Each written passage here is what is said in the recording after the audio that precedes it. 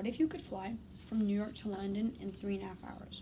Again, my name is Lewis Ripple, and I'm going to be talking about why we need to bring back SST.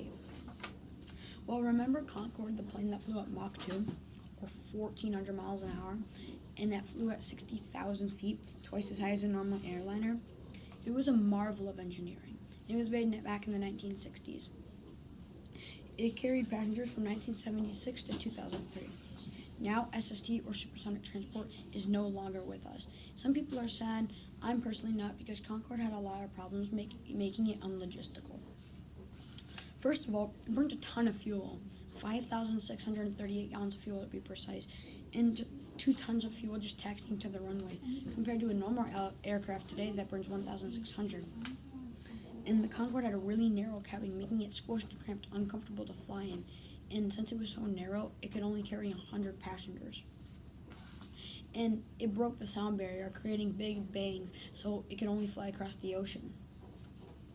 And since it was so different, it needed special flight crews, maintenance, and flight attendants, and making the cost of running the plane very expensive. And the cost of expensive maintenance, the tickets weren't cheap, costing $14,000 a round trip, making it really only a thing for the rich.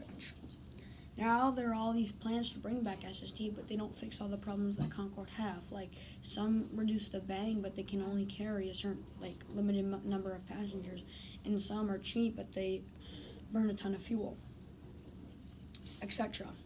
So if we came up with a plane that fixed all the problems Concorde had, it could connect continents, making it easy to go anywhere in the world in under 10 hours, making it possible to go on a business trip in one day. Right now, there's no plans to make a plane that can do this, and making a new plane is expensive, but if we did it, it could change the way aviation is forever. So let's be the generation to bring back supersonic travel.